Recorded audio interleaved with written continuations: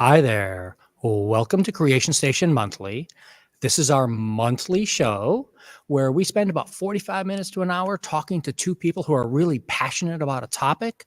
As a reminder, we always use total strangers on the show, so they have never met before until about 2 minutes ago, prior to getting going live here. We're calling the show this month Sports Fans because November 1st is Sports Fan Day, International Sports Fan Day.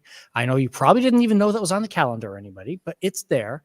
So I picked two great sports writers to come on and talk about how they got involved with all this because as you're going to find out, they're both super fans first and then writing grew after that. Jimmy Varsalone I have known him since forever, and you started your career writing and doing sports stuff in high school. Fill us in, Jimmy. Give us a quick nutshell, and then Frankie, jump in after. Coconut Creek High School, home of the Cougars, South Florida, baby. The 954. That was, I always, listen, I wanted to play sports. I love sports. How could you not be involved in it and not be a fan of it? You have to be. Even the professionalism of it, you got to be a fan of it. It's just the energy.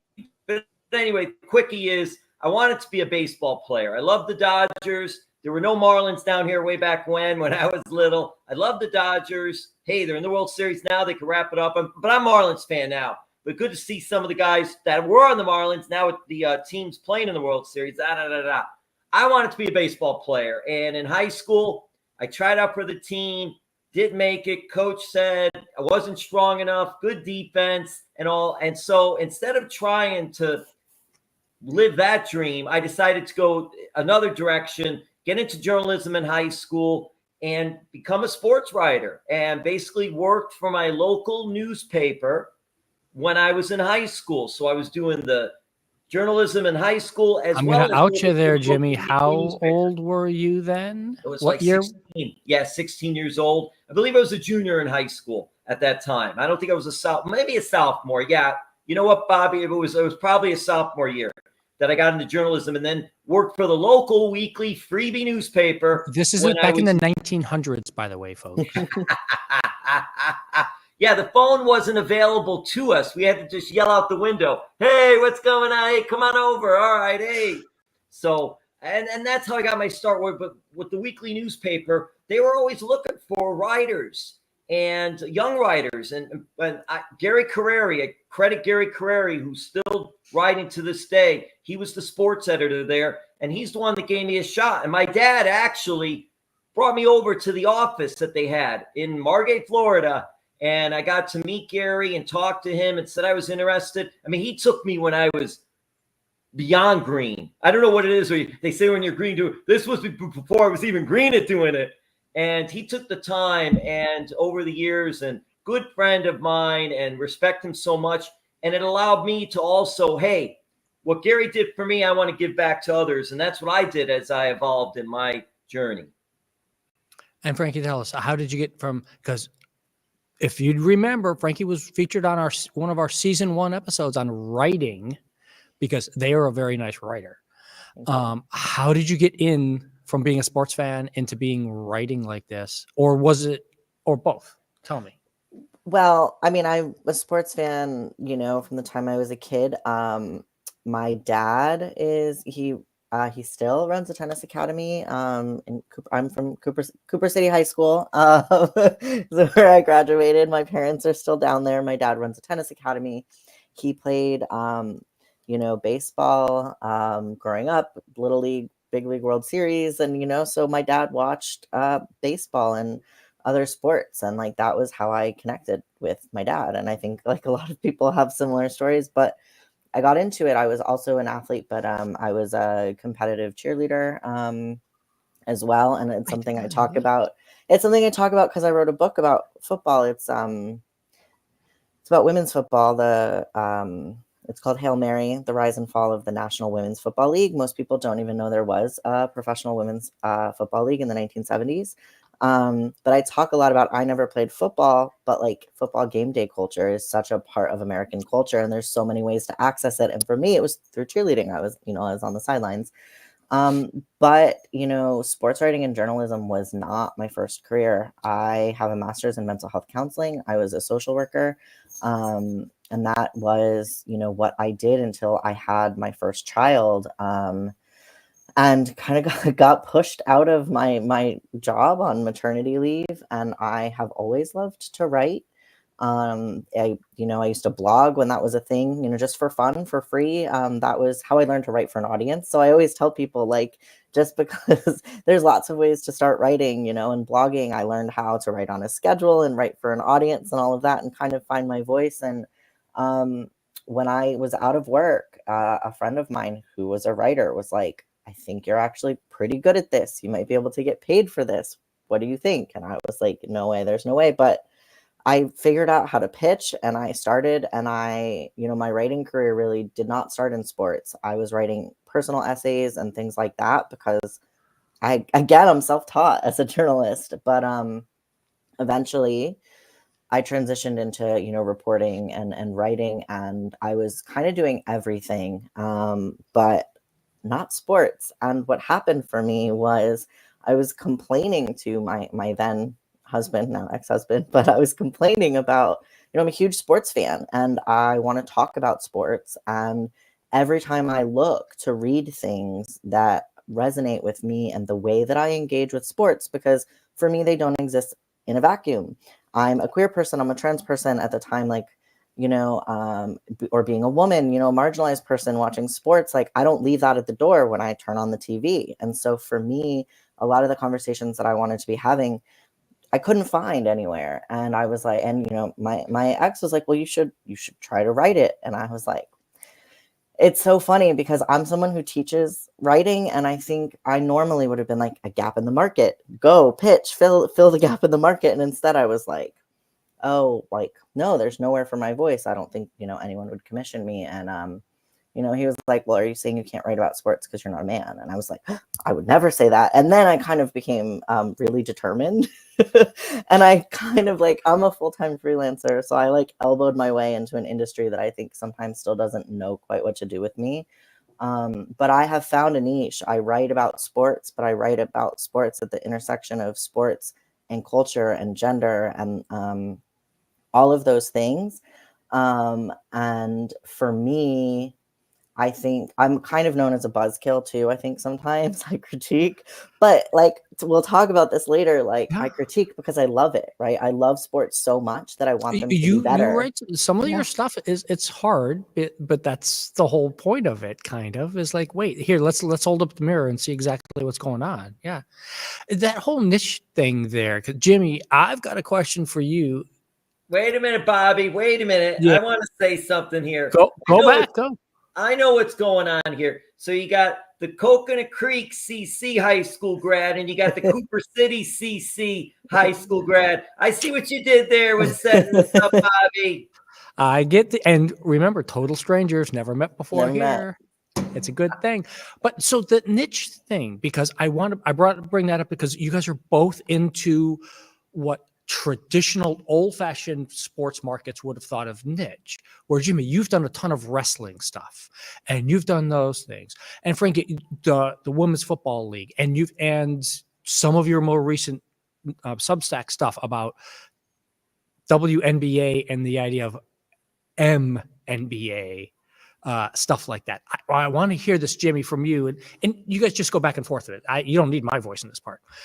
Tell me about how do you get people to pay attention to something that used to be considered niche, and now you get to start bringing it out to the public for everybody.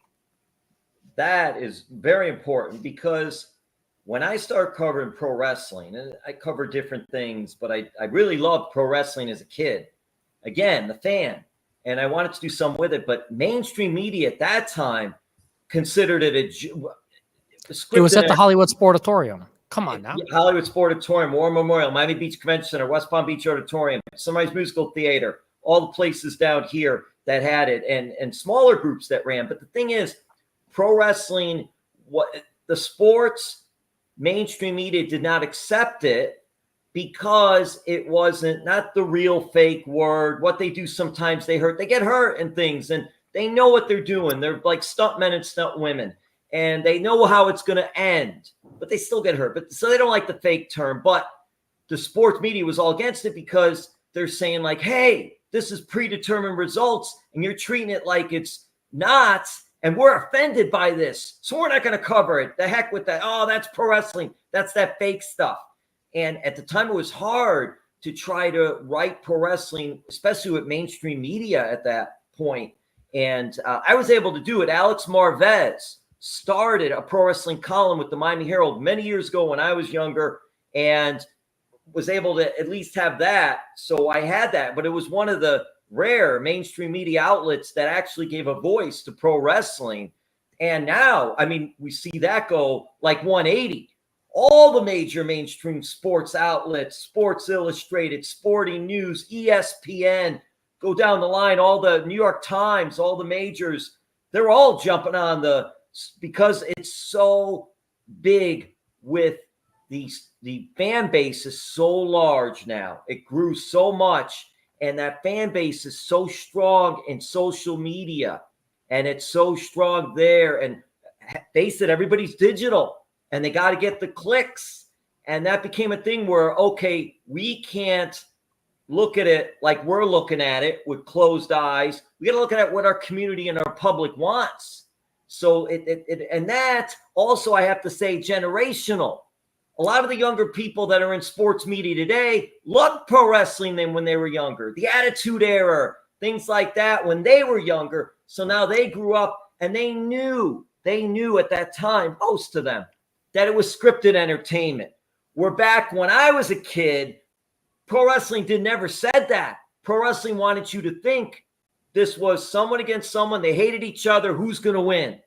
And so those kids that grew up were like, oh, they fooled me. I don't like this. And they get involved in media, so they don't want to cover it. But it was a changing generation, a changing philosophy of pro wrestling that extends itself. Now it's a huge thing. Now everybody's on social media talking about it, and the mainstream media is very much into it. And it lends itself, because if you look at women's sports, and you're going to be able to talk about that, but it's the same type of sort of what you're trying to get. You're trying to get that fan base to grow, so that way, that's the key to me. Your fan base grows, people will then, and other outlets will then open their door and say, yeah, we need to cover this. We need to do that. It becomes a double-edged sword because, I've been covering women's sports since before this like boom that we were seeing. And I've spent a lot of years being told and trying to be creative because I'm a freelancer, right? So a lot of times my work sat in this like gray area where sports publications considered a lot of my work like women's interest because they don't really cover much women's sports.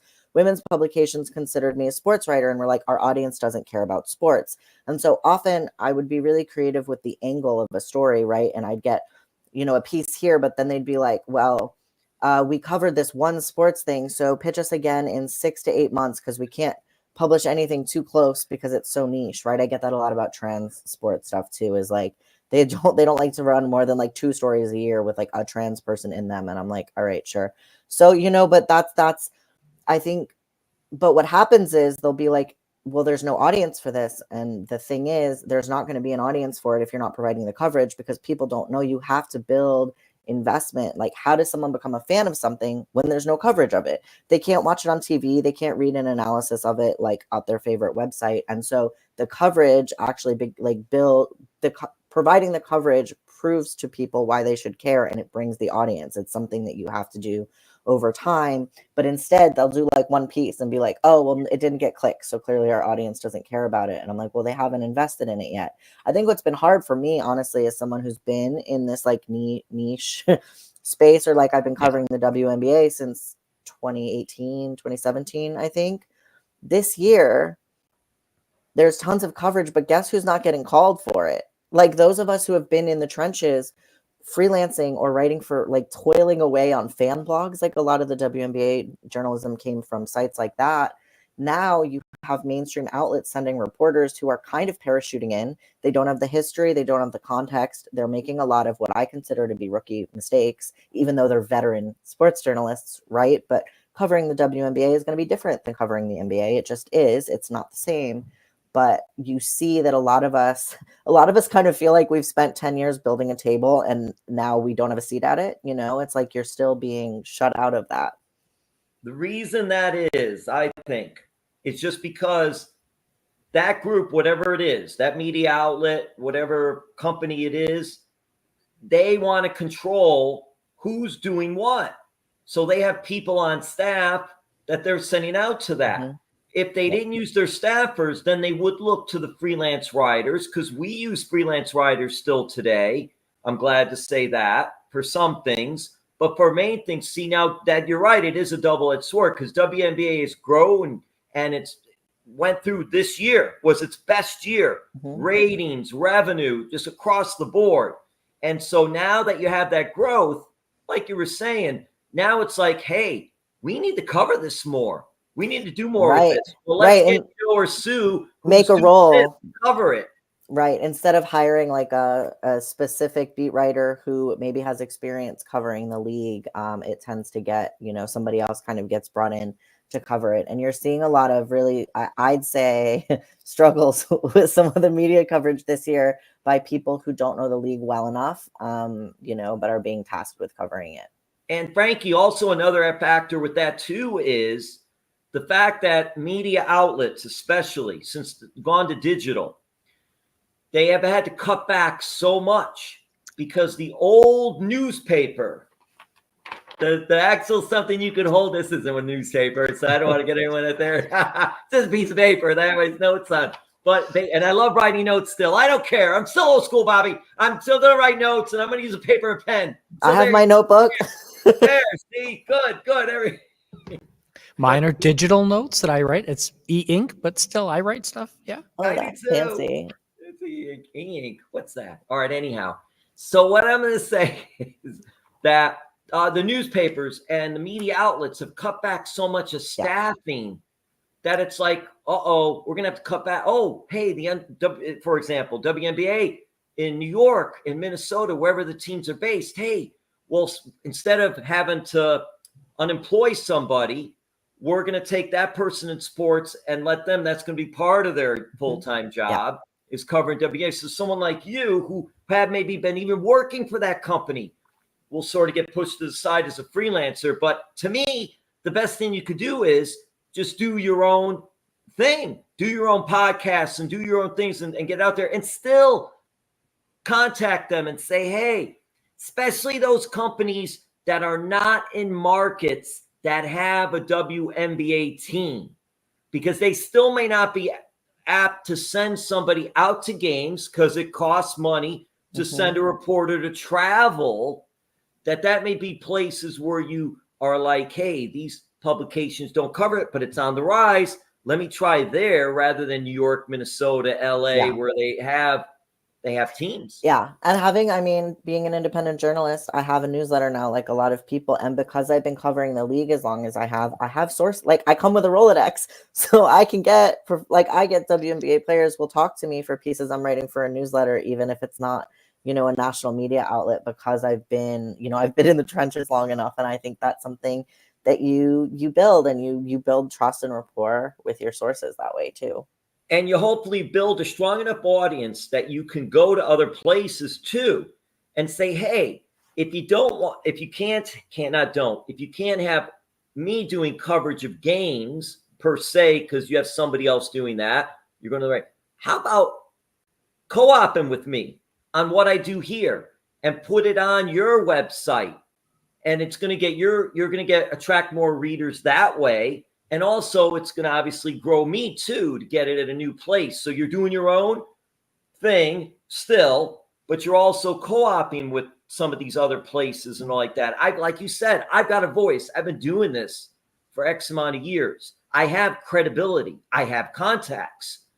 I have a following. But I hate to put following first, but nowadays that's what it counts. That's what it takes. It does count. Following. I mean, you go to some of these press conferences, and it used to be Miami Herald, Tampa Bay Times, Dallas Morning News, the Los Angeles Times, and all. Now it's JoeFanRedSox.com, or it's I like this team. That's who you're working for. It's not media. It's the name of something they created that's a strong following. I love baseball. We are Marks in Cleveland. Yeah. Those are the things. And they're going to sit at the table. They're going to sit at the table. Why? Because of their following. And now tell me about that. So one of the questions we always ask is, can you make a career out of this passion? And obviously you both have done that. You're able to pay your bills, and nobody's rich off of this because nobody seems to be rich off of writing anymore at all. But how would somebody else get started? Because Jimmy, you said about blogs and about podcasts and everything. And Frankie, you were doing all the independent writing. For that person who's out there who's just like, I love the Dolphins. We're going to win another game. Trust me, folks, we're going to at least win one game. But what do you do? How do you recommend to them, like, to start to make it down that path nowadays? Because in the old days it was go write for the local paper. Now it's very different now. But it's easier, but it's a lot more competitive because you're going against everybody in the whole world when you're doing these podcasts. And when you're doing, if you're writing your own social media newsletters, whether you're using Facebook, Instagram, X, Twitter, etc., LinkedIn is another one, business more, but you share things. It's about sharing, building that following, building that. And obviously, having passion is key, one of the keys. Creating an entertaining environment. People want to be entertained. When we're doing that, though, part of the journalistic aspect, we're losing that because we're going more toward the entertainment, because somebody may not want to see David Brinkley or Walter Cronkite. We don't see that anymore. Just straight on talk. Here's what's happening. You make your own decisions. It doesn't work like that. You have to engage and be entertaining and creative. You could still be professional. Don't get me wrong. And you should try to be. But it's a different landscape. It's a different mindset. It's social media. Anyone could start something and do it. Now, how they grow it is the key as far as if they want to make something. I will bring up Chris Van Vliet. Worked in TV for many years. He worked all over Canada. He was in Ohio. He was in Miami working for WSVN Channel 7, and he was their entertainment reporter. He loved pro wrestling. Always loved it. He decided on the side to do interviews with pro wrestlers, and it became a huge thing for him that he left Channel 7 and is just doing interviews, podcasts. He's very good with all the technology. And that's something I lack. Is I wish I have to learn more about technology and how to reach people better and things like that. He's very good at that. He's excellent at that. And he's built up the following. That's all he does. He interviewed entertainers too and still does, but that's still on his own. He's doing his own thing. He created something and people enjoyed watching it. And he asked some good questions, tough questions, but he made it fun and entertaining too. And he built a huge platform where now he makes money off YouTube. He makes money other ways, advertising. People want groups, companies want to advertise on things that he's doing. He's traveling and they're sending him places, whatever it is, and to do these interviews and things like that. You just made a new question in my mind that I want to break in on that one for you, Frankie, because you do a lot of writing. I've read all your articles in Sports Illustrated and on your Substack and things like that. You don't do any video. I don't. I have dabbled in TikTok a little bit. For me, I think I am, I'm a different generation than Jim is, but I'm not the generation that's like native to video content in the way, like I'm just kind of too old for that. I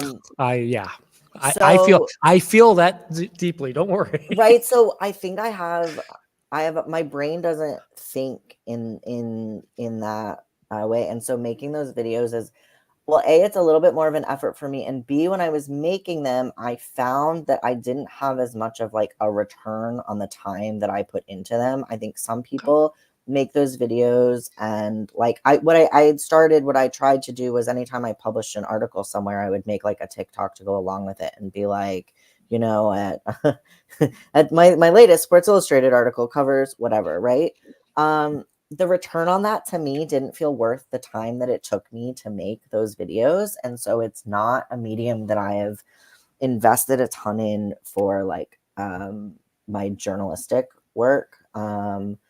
But so other people have had really great success with it. I wish I was better at it than I am. But There's things to leave to the younger people, though.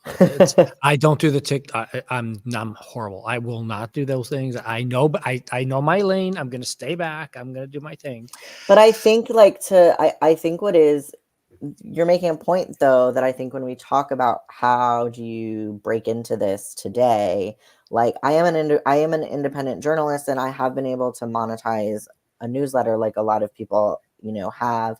I also have bylines. You know, I've published my book was published with a Big Five publisher, right? I've won National Journalism Awards. I've written for Sports Illustrated and the New York Times. So I have these kind of two prongs, right? Where I have some mainstream credibility, which lends more credibility to the work I do on my newsletter. But I think, especially in sports, the reason that I think I have been as successful as I have been is because, like you said, a lot of people want to break in, and the ability to for anyone to have a voice on social media or start a fan blog has meant that like the sports space, particularly the men's sports space, is oversaturated. Like everyone wants to write about LeBron James, right? But not everyone is going to get access, credential, and the ability to get paid to write about LeBron James.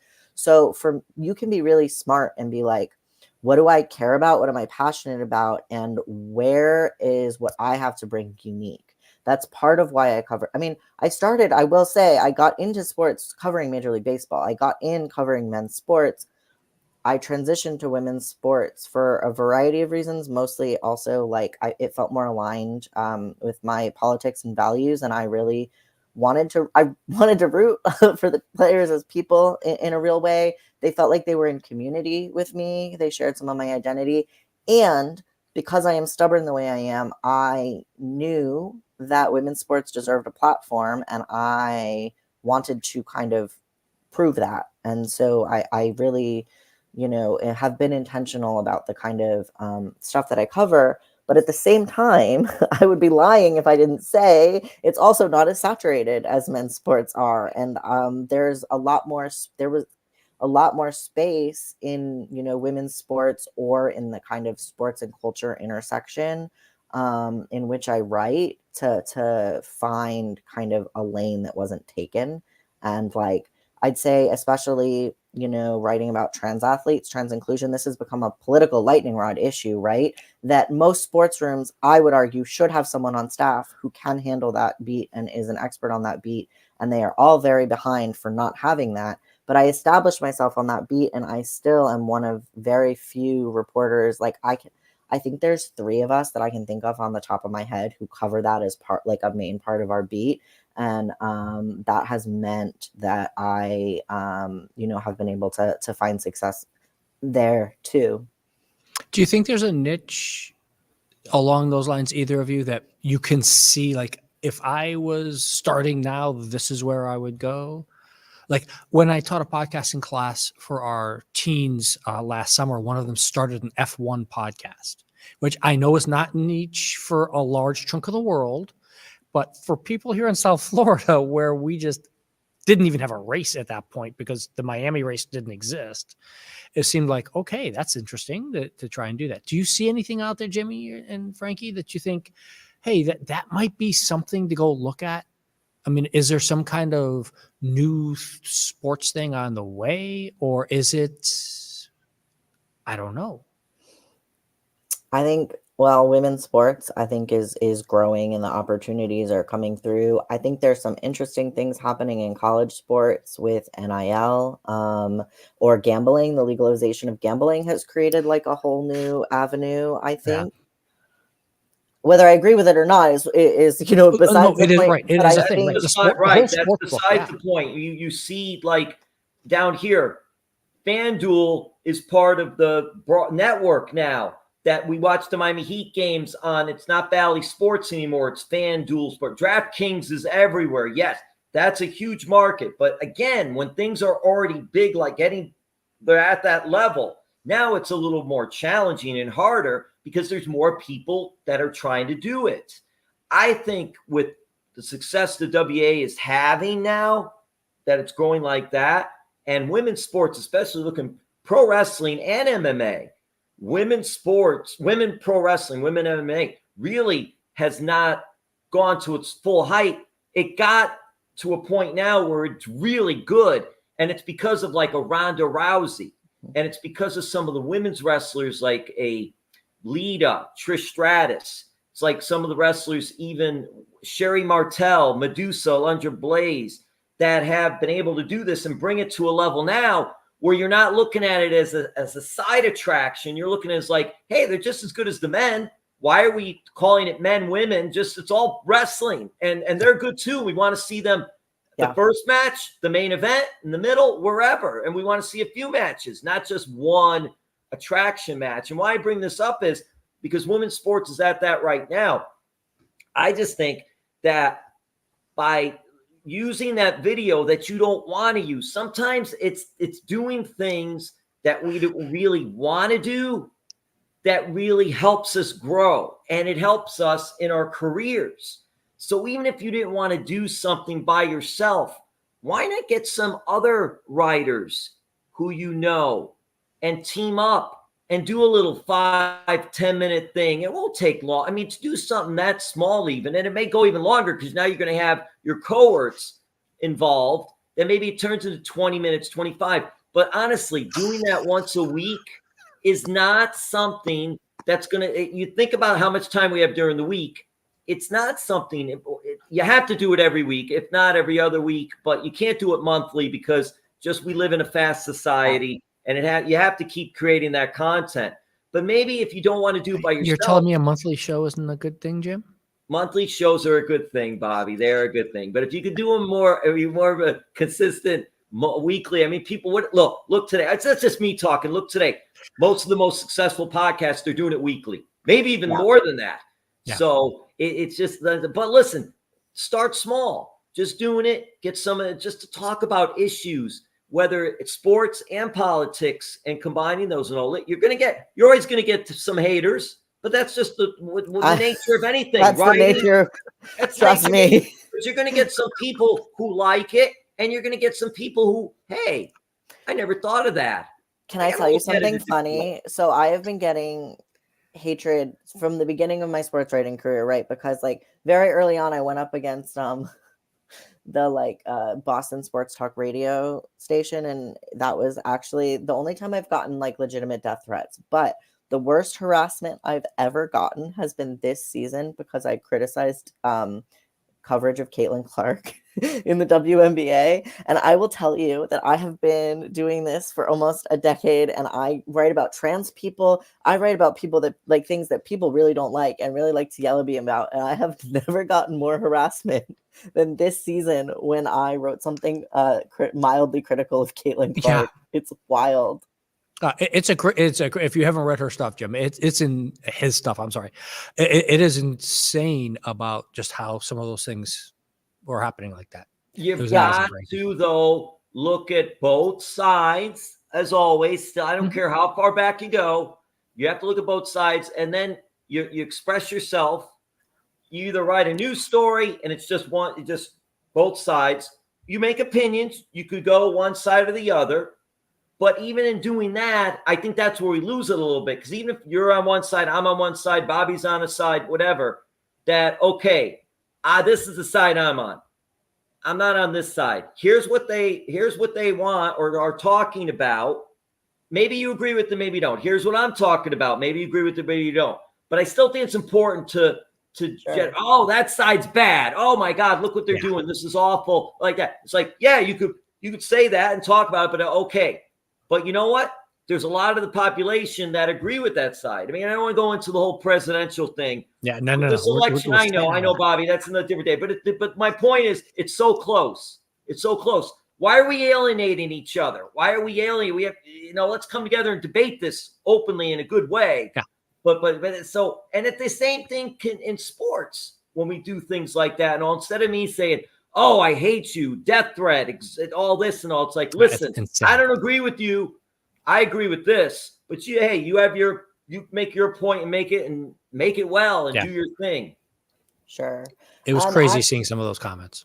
It is. It's funny because, I mean, look, as a journalist, my job is to state facts and research things and back them up. And like, it's just, but what I will say, because as we were talking, you asked about like different lanes, and something that I think is really interesting. And again, I think kind of like I said, I think sports newsrooms and sports media don't really do a good enough job understanding where like trans people fit into this debate, and they should have someone that does that. The other place that I think sports newsrooms could be doing more, and actually, because I think labor reporters and people who cover like labor movements and like workers often leave out sports unions and sports organizing efforts. So you have like the WNBA just opted out of their collective bargaining agreement, right? You have even not that long ago that minor league baseballers like unionized. You have NIL and college athletes are trying to unionize. There's been like 2 major books that have come out recently on labor movements, and neither of them even mention sports unions. And I think that's really, really interesting because they're like the most powerful things around. The WNBA has the strongest union in sports, and one of like the strongest, unions, honestly, in the country. And it's always so often that it is left out when people cover like, just worker, like, labor or like union, the labor movement, whatever. Anyway, but I think there's a lane for people to be writing about sports and labor, because I think that labor journalists aren't doing it. As fans, and that's important, because as fans, some things that happen in sport is because of unions. And they say, well, why all the athletes are making this or making that, or they're not doing this or they're not doing that. And, how come this one got in trouble? She did, he did. Why didn't this one get this many games? And why aren't they suspending this person? And it's like, listen, until you're involved with the unions, you don't know what goes on, because behind the scenes, if Major League Baseball or whoever it is, WNBA could say, hey, this person did this, and now we're going to suspend them because it doesn't go within what we have as far as what we want to see our players and how they conduct themselves. But there may be something written in the agreement that the players union said, no, we didn't agree to any of that. We didn't agree. And it's then true. And it's not the sexy stuff, right? It's not that it's not the sexy stuff, but it's the stuff that like needs to be covered, and that I think is a great like place for people who are interested in that. And it educates fans better. So now they can write something better on social media, at least understand it better and go that route and everything. But I mean, gosh, look at today. Okay, so way back when I go to high school and journalism becomes a thing. I studied communications in college. I work for the local newspaper. I work for freelance for different outlets. But I'm learning from others that have been in the business. You don't get that all the time today. I know you've done it a different way. But my point there is, going back to this and tying it into what we're talking about, is that you'll get some who have no experience. And that doesn't mean they're not good at it. It just means that they haven't had a chance. They had checks and balances. No, I'm going the other way, Bobby. Checks and balances. When I write something, not so much on social media, but I have a code of conduct I have to atone to, because I work for a company. And I understand that. I'm not against that. I have a code of conduct that I need to follow. When you're writing something here per se, you have others that are experienced, what they call copy editors, that are looking over things and saying, hey, not so much to say, oh, this is what do you do? We want to change this to reflect how we feel. No, they're checking it for checks and balances. Hey, how do you know this? You're stating this as a fact, not as your opinion. So how do you know that? Oh, well, we need to attribute to that. We need to attribute to that source or that other publication or that other place. They have people checks and balances. When you have others that are writing that don't have that, you're more or less free to write what you want, but then you got to be cautious because still when people read something, you want to make sure they understand what is news and what is opinion. Two very different things that now gets all twisted into one thing. Hey, I was writing that. That's my opinion. Why are you saying this? Because that's my opinion. I thought you were saying it was factual news.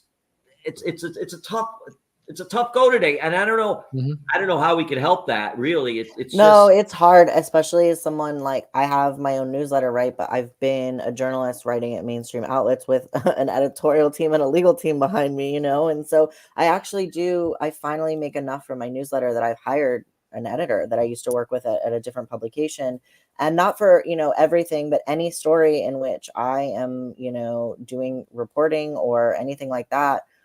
I now have an editor too that at my independent newsletter, because it's important. That's awesome. It is important because the bigger you get, and if it becomes a financial situation where you're making money off it, well, now you're going to become more liable.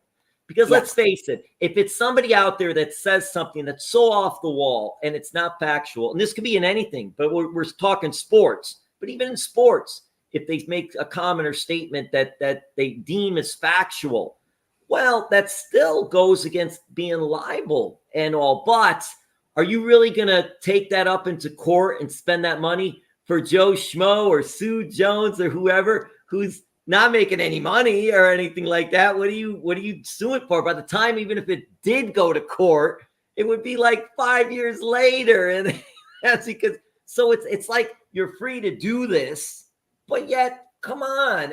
It's like, so I'm glad to hear that about you and what you did. But I think that's so important for everybody, especially someone that wants to become bigger and better and go into this field and do something like that. If you're just commenting and making and whatever you're doing, that's your thing, whatever. But if you really want to be a journalist, if you want to be somebody that's in the field, then that's a really good way to go about that. And again, I'm not trying to be critical of somebody who has a really strong following that doesn't have the checks and balances, but I'm just saying you need to be more careful then in what you're posting and putting out there, because people aren't in it. So they don't think about it as far as this is how we do it. And there needs to be checks and balances. I mean, look at stuff today. They say fact checking. Okay, well, that's bad. Well, we're going to fact check you now. But you can't fact check everybody. You can't fact check the millions of people who are on social media. This is true making too. Comments and things. Yeah. Okay. We are a tech show also. So I've got a question for you both.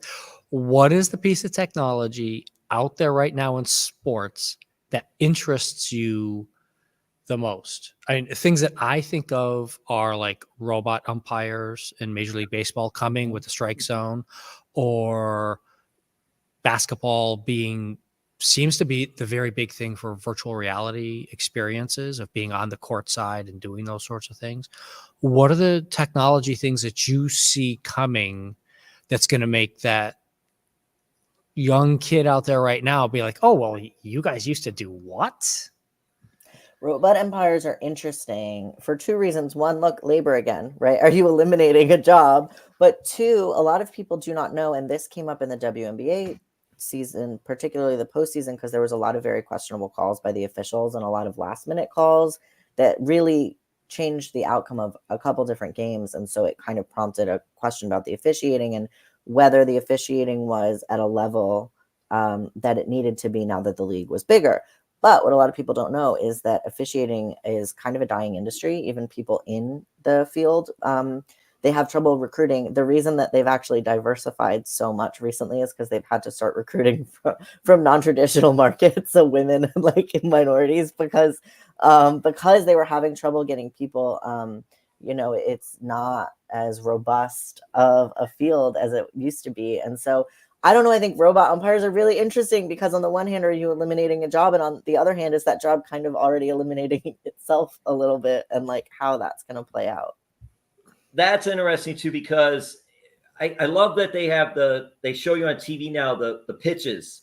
And if they're a ball or if they're a strike, they're not calling it that way. The umpires still make the call, but they're showing you. And I think they're doing that to test this.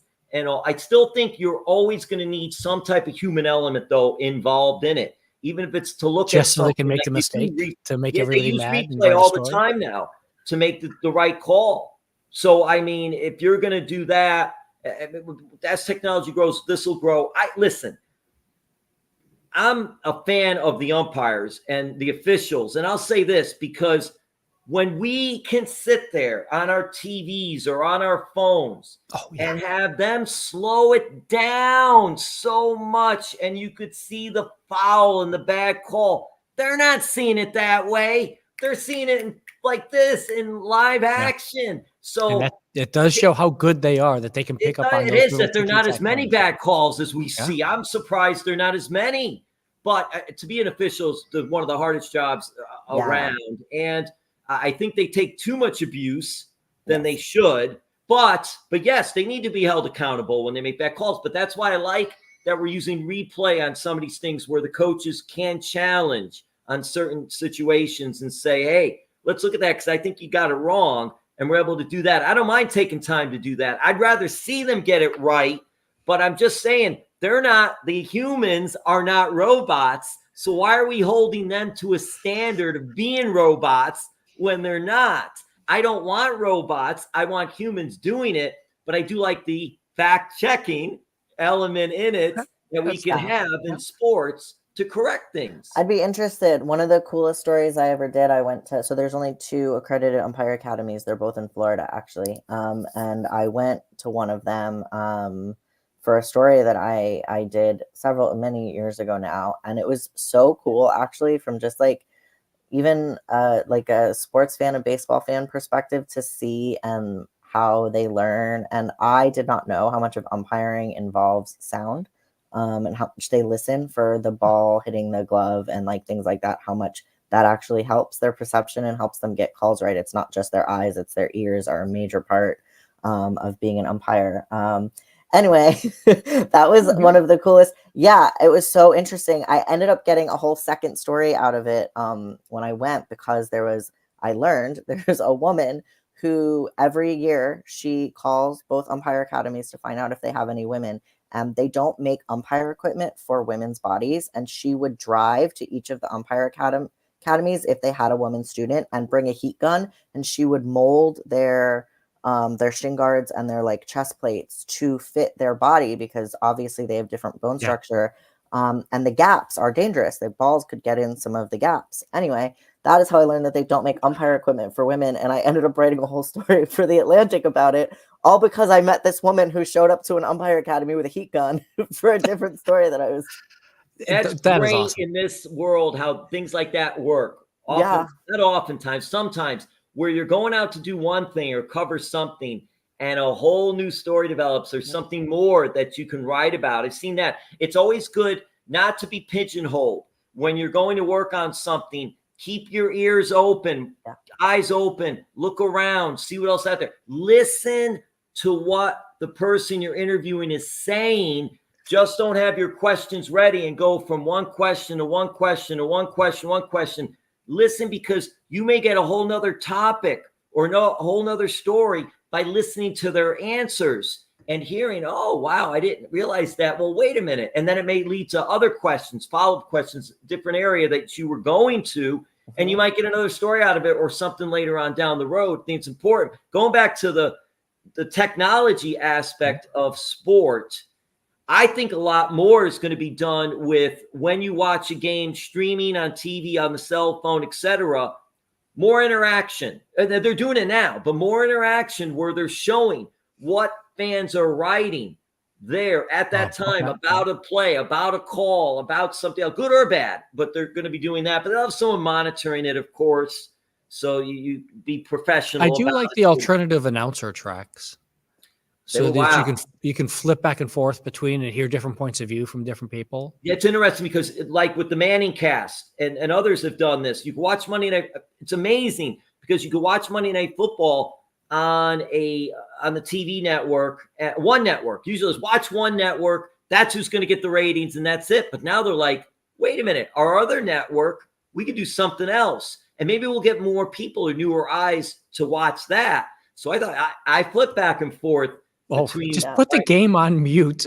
I mean, that's how they did the NFL game. The first NFL game to have two women in the broadcast booth was done via an alternative broadcast for, I think it was a Monday Night Football game. No, that was an amazing. They did that for several games that season, and it was a great thing.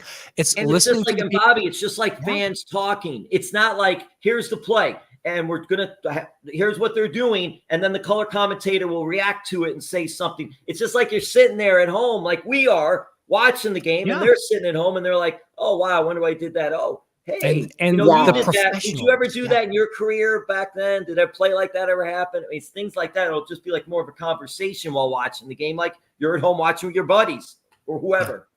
Yeah, the women's basketball has been doing that with Diana Taurasi and Sue Bird doing the college season. They have a Taurasi and Bird shows alternative broadcast, and they just get drunk together and talk about basketball. That is awesome. Fans That like is it. awesome. And They fans do. like it. It's really popular. So, last question is, what sport do you think is failing? And the reason I bring this up is because, especially down here in South Florida with the Dolphins, not because of the state of the team, but because of the concussions. Tua having the concussions and everybody talking about how, no, he's got to retire. He's got to stay safe. And not leaving it up to the individual player to make his own decisions and work with his own professionals and such. What do you think is the biggest danger out there for the big sports? Just down here in South Florida, I could say this. It's failing per se. I'm going to go by attendance and all, but they get decent TV ratings. The Miami Marlins baseball team, MLB, is just, they don't draw. And I think a lot has to do, though, with the ownership group and just how they keep taking their good players and getting rid of them. They don't want to pay the money, et cetera, et 6 cetera. Marlins But players listen, on the but 2 look different at- World Series teams. Well, look at Florida Panthers. They just won the Stanley Cup. Their crowds have been excellent this year. Yeah. They're getting regular season. Usually they get big crowds for a certain game. But regular season so far, it's still early, I know. But they've been drawn exceptional. Postseason, they drew exceptional. You put the winning product out there, obviously it helps. In South Florida, it has to be. Other than the Miami Dolphins. Well, why? Well, the Dolphins aren't winning. True. But they were the first major sports team down here.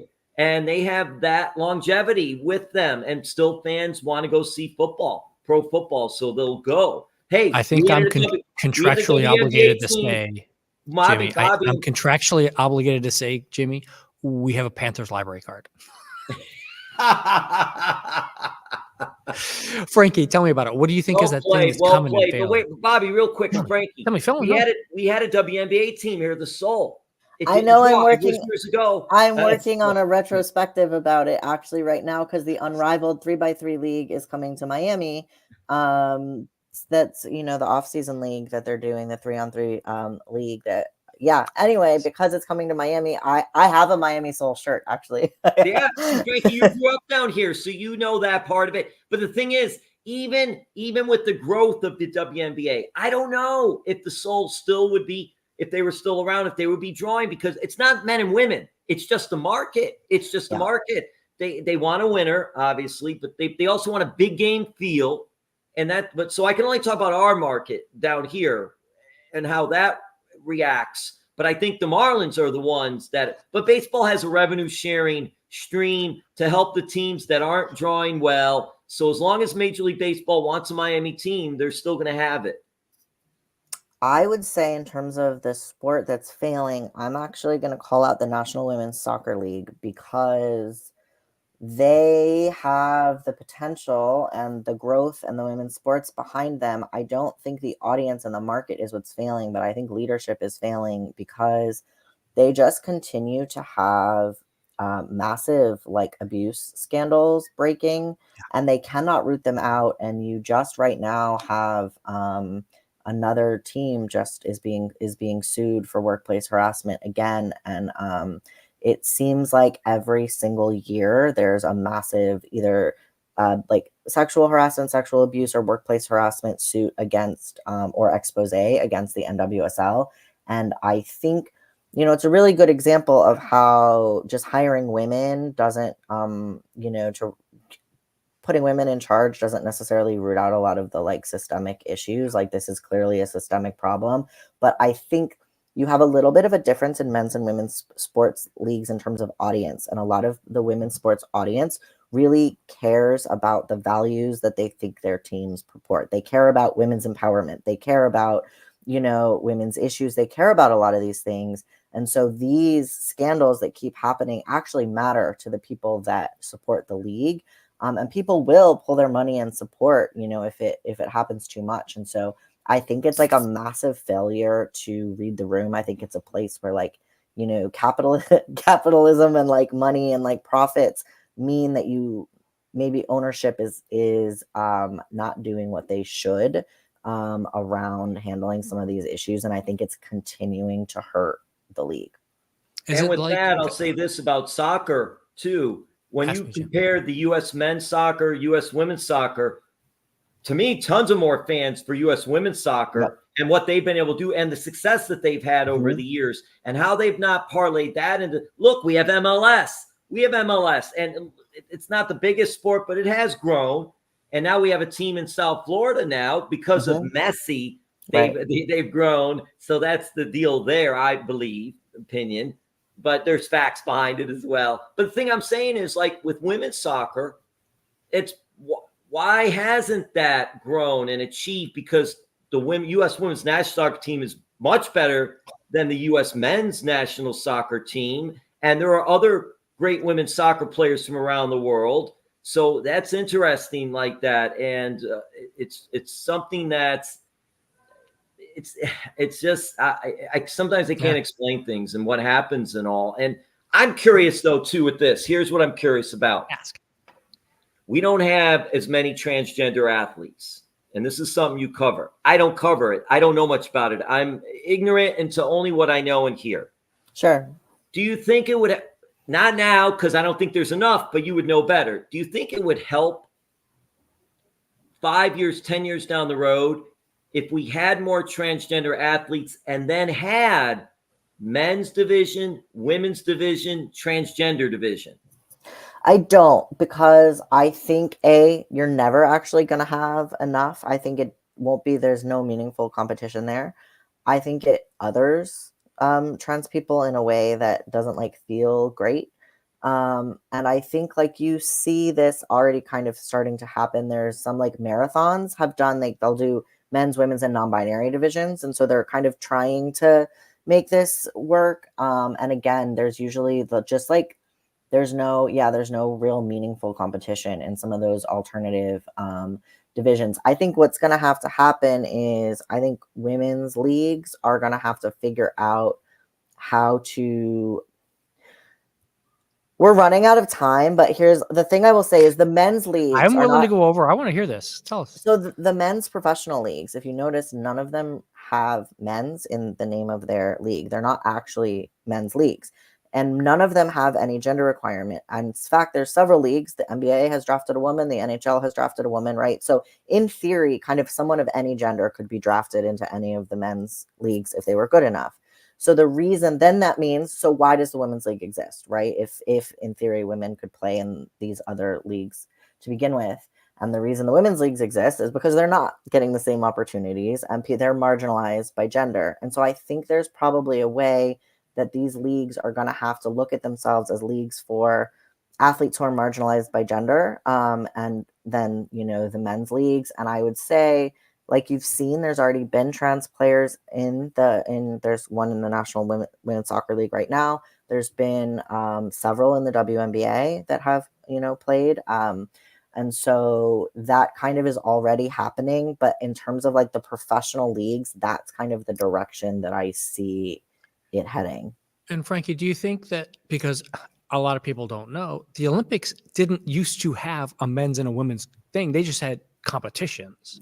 Depends on the sport, but most sports were not sex segregated. Especially like track and field and those sorts of things. Yeah. So, I mean, you can look at, figure skating was not originally sex segregated until a woman medaled. She got silver medal in like 1903, 1906, something like that. After that, they voted to create a women's division. And then you can look at a sport like the rifling competitions, those were always co-ed in the Olympics until 1992. In 1992, a woman set the Olympic record and won a gold medal for the first time. And after that, they created a women's category, but they didn't institute it till the 2000 Olympics, which forced that gold medalist to prematurely retire from the sport. So I could talk about this for a long time, but essentially you see a lot of, I think if we really want to talk about what inclusion looks like, I think it has to be sport by sport. And I think we have to really think about, like, are the rifling categories, do they really need to be sex segregated? Could some sports be based on, like, wrestling is by weight class? Could we do other sports that are based on weight class or height or things like that, that don't actually take someone's gender into account, but take maybe their, like, body shape or Their physique physical into account? attributes. Right. And it's sport dependent, because in one sport, being 6'7" in basketball, that is an asset. In gymnastics, it absolutely is not. Right. So you would have to, make it would look different per sport. But I think that is actually how you create an inclusive sports landscape. I've got to want to ask this too. With this, do you think this would be offensive, stereotypical, that if you allowed transgender athletes into sports, we'll take team sports, not so much the individual, because I don't know, but the team sports, do you think it could be a situation like, okay, now I know this is not, this would be more your nationality related. So I'm using an example, and it's probably maybe not the best example, but I'm going to say it anyway. You go to another country to play a pro sport. Let's take basketball or baseball. We'll go back to baseball. You take baseball. You're only allowed to have a certain amount of American players on that Japanese baseball team, because I guess they want it to be more Japanese-based league rather than having all the Japanese players are good too. Obviously, they're playing here, but I just mean we don't have that. No, but I think they did. I don't know if they still do, where you could only take a certain amount. Thank you, Bobby. Only a certain amount. Now, what I'm asking is this: do you think it's a different dynamic, and do you think it would play well if you said, okay, we're going to have by the word I'm using transgender. You used, I know, another word, the transgender athlete. Okay. We have to have one transgender athlete at least on every team. I mean, I don't know that a quota is necessarily the right thing. Again, like, let's even just talk about the fact that there's only been one trans woman that I know of that has played in any professional women's league, and it was the Canadians Women's Hockey League. So, like, there aren't even that many trans women competing at a level that they're even qualifying. Yeah, Frankie, I think that's right there. Yeah. And if you look even at, like, Olympic sports and elite sports and a lot of the sports that have even banned trans women, there's maybe one in each sport, like, that are at these elite levels. When you talk about elite levels, there just, like, really aren't very many. And I think what's really interesting when we talk about trans athletes, and particularly when we're really talking about trans women competing in women's sports, that's really where this comes up. We talk about issues of, like, biological advantage, but all sport is about biological advantage. LeBron James has a biological advantage. That's why he's so good at basketball. Michael Phelps, oh yeah, I mean, he has, like, flipper feet and, like, doesn't make lactic acid or whatever, right? He basically is he's primed to excel at I understand I understand that sport. part of it, but I have to interject this though. Yeah. But you won't see LeBron James playing in the WNBA. Right. But what I'm saying is, but you will see, actually, there already are 6'7" athletes in the WNBA, and then there's a 5'5" shooting guard back there, and they're on the same court, and we're not really complaining about that. So I think that all elite sports, everyone that's an elite athlete has some sort of, like, biological advantage. Their body is better at this. Even if they work hard, their body is still better at this than most people's are. And I think there's a lot of different kinds of advantages. Access to coaching is an advantage. Access to equipment is an advantage. And, like, when we talk about what's fair, when you talk about fairness, I think we often wonder what's, like, fair to, like, cisgender people, rather than, like, asking what's fair to the people who are being excluded from. I think it's very easy to make this into an issue that really dehumanizes the actual athletes, because we talk about their hormones and their chromosomes and their bodies, but it's actually a human rights issue. Like, the UN and, like, the Olympic Charter say that access to sport free from discrimination is a human right. And so I think, like, we get really far away from that when we're like, but what about their hormones? Or, like, because at the end of the day, it's like, it's actually a much more basic thing that we're taking away from people. And I think it kind of strips their humanity at the expense of what, like putting a ball in a hoop. Yeah. Bob and Frankie, can I ask another one? Can I ask another question before we go? Yeah, let's go quick. But let me just say, I think that from me as an outside, as an old white man, that this does seem a lot like how we broke the color barrier. And there was a lot of arguments and a lot of fighting about who was right and who was wrong and who was available. And then 20 years down the road, it was like, oh, well, yeah, of course you're going to have them. Of course that was stupid to exclude those people based on some weird criteria that we set up. So just my gut tells me this is what's going to, I mean, the kids nowadays are not going to care like older people like me who are actually parsing some of the stuff. Most of them don't actually. Even when you look at like trans youth who are participating in sports and dealing with a lot of harassment, it's not their peers, it's their peers' parents in the stands that are harassing the children. Well, but I will say this, when we talk about genetics and bodies and everything like that, when you're set, because look, it happened when we were young. Did you play Cooper City Optimist? Were you a Cooper City Optimist cheerleader?